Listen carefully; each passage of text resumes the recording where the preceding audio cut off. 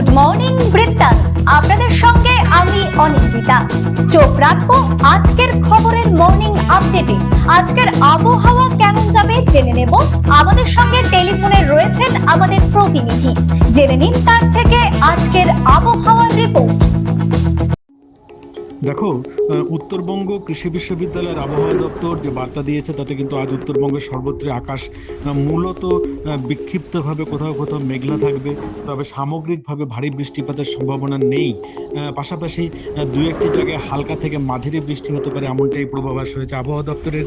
অন্যদিকে মাঝিয়ানের আবহাওয়া দপ্তর থেকে যেটা বলা হয়েছে, আজ কিন্তু উত্তরবঙ্গের দক্ষিণ দিনাজপুর মালদা জেলার ক্ষেত্রে সেখানে কিন্তু দিনের সর্বোচ্চ তাপমাত্রা 32 থেকে 33 ডিগ্রি সেন্টিগ্রেড, সর্বনিম্ন তাপমাত্রা 25 থেকে 26 ডিগ্রি সেন্টিগ্রেড এবং বাতাস কিন্তু সর্বোচ্চ 11 কিলোমিটার বেগে প্রতি ঘন্টায় বইতে পারে। অন্যদিকে বৃষ্টি আকাশ কিন্তু সামগ্রিকভাবে মেঘলা থাকবে এবং বৃষ্টিপাতের সম্ভাবনা কিন্তু দু একটা জায়গায় হালকা থেকে মাঝারি বৃষ্টি হতে পারে, তবে সেটা বিক্ষিপ্তভাবে। সামগ্রিকভাবে বাতাসের সর্বোচ্চ আপেক্ষিক আর্দ্রতার পরিমাণও প্রায় 89% কাছাকাছি থাকবে, এমনটাই জানিয়েছে আবহাওয়া দপ্তর। জেনে নেব গত 24 ঘন্টার খবরের দুরন্ত আপডেট। আজ গুরু পূর্ণিমার পবিত্র তিথিতে গুরুদেব শ্রদ্ধা ও কৃতজ্ঞতা জানানোর জন্য দিনটি উদযাপন করা হয়। মহাভারতের রচয়িতা মহর্ষি ব্যাসদেবের জন্মতিথি গুরু পূর্ণিমা হিসেবে পালিত হয়।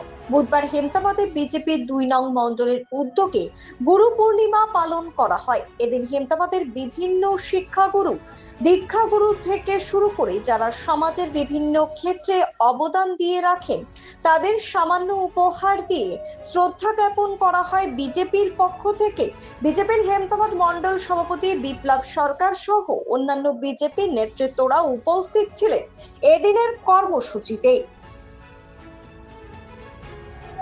সেন্সাস 2027কে সামনে রেখে শুরু হয়েছে প্রশাসনিক প্রস্তুতি।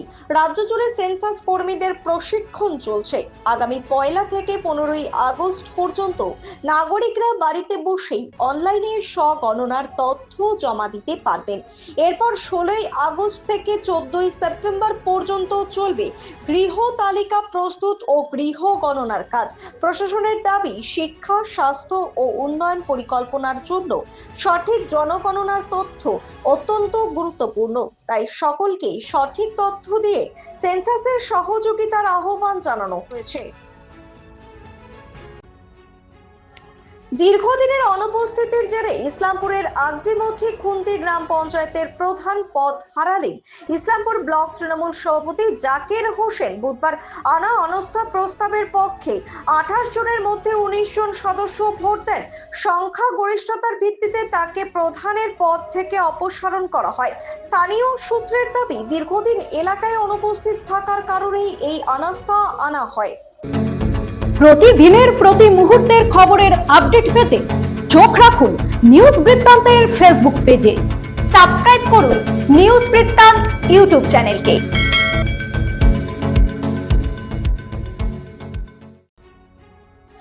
অবৈধভাবে গ্যাসের সিলিন্ডার মজুত রেখে কারবার করার অভিযোগ হেমতাবাদের সোনাবাঁধ এলাকার এক ব্যক্তির বিরুদ্ধে গোপন সূত্রে খবরের ভিত্তিতে বুধবার দুপুরে অভিযান চালিয়ে 18টি সিলিন্ডার বাজেয়াপ্ত করল ডিবি। এর মধ্যে 9টি ভর্তি ও 9টি ফাঁকা সিলিন্ডার। ডিবির হানায় উদ্ধার হয়েছে এই গ্যাস সিলিন্ডারগুলি। এর আগেও চলতি মাসের 21 তারিখ হেমতাবাদ সদর এলাকার এক দোকান থেকে বাজেয়াপ্ত হয়েছে 24টি গ্যাস সিলিন্ডার। যদিও এই ঘটনায় কেউ গ্রেফতার হয়নি। এক মহিলাকে শ্লীলতাহানি ও মারধর করার অভিযোগে অভিযুক্ত এক ব্যক্তিকে গ্রেফতার করে রায়গঞ্জ জেলা আদালতে পেশ করলো হেমতাবাদ থানার পুলিশ। ধৃত ব্যক্তির নাম পরিমল ইসলাম, বয়স 37, বাড়ি হেমতাবাদ ব্লকের কাচন এলাকায়। মঙ্গলবার রাতে অভিযুক্তকে গ্রেফতার করে বুধবার রায়গঞ্জ জেলা আদালতে পেশ করা হয়। পুলিশ সূত্রে জানা গিয়েছে, কাস্তরই এলাকার বাসিন্দা মোহাম্মদ আলমের বাড়িতে মঙ্গলবার দুপুরে আচমকায় হানা দেয় ধৃত পরিমল ইসলাম সহ তার সাথে থাকা আরো 6 জন এবং তাকে না পেয়ে তার স্ত্রীকে বেধড়ক মারধর করার পাশাপাশি শ্লীলতাহানি করে বলে হেমতাবাদ থানায় লিখিত অভিযোগ দায়ের করা হয়। এরপর পুলিশ ঘটনার তদন্তে নেমে অভিযুক্তকে গ্রেফতার করে রায়গঞ্জ জেলা আদালতে পেশ করেছে। শিলিগুড়ির বাঘা যতীন পার্কে উৎসাহ ও উদ্দীপনার মধ্য দিয়ে পালিত হলো মোহনবাগান দিবস। অনুষ্ঠানে উপস্থিত ছিলেন রাজ্যের পর্যটন মন্ত্রী শঙ্কর ঘোষ। মোহনবাগান অনুরাগী, ক্রীড়াপ্রেমী ও বিশিষ্টজনেরা মোহনবাগানের ঐতিহাসিক সাফল্য স্মরণ করে ফুটবলের ঐতিহ্য ও গৌরব তুলে ধরা হয় অনুষ্ঠানে। বঙ্গোপসাগরে নিম্নচাপ ও পূর্ণিমার ভরা কোটালের জেরে উত্তাল হয়ে উঠেছে দীঘা, তাজপুর, মন্দারমণির সমুদ্র। মাইকিং করে পর্যটকদের সমুদ্রে নামতে নিষেধ করা হচ্ছে। নিরাপত্তার স্বার্থে ব্যারিকেড করা হয়েছে সমুদ্র সৈকতের বিভিন্ন অংশে। মাঝ সমুদ্রে থাকা মৎস্যজীবীদেরও দ্রুত ফিরে আসতে নির্দেশ দিয়েছে প্রশাসন। জেলা জুড়ে জারি রয়েছে কড়া নজরদারি।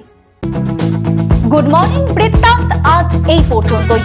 ঘরে বাইরে খবরে থাকুন, চোখ রাখুন নিউজ বৃত্তান্তে। নিউজ বৃত্তান্ত, হলুদ নয়, স্বচ্ছ।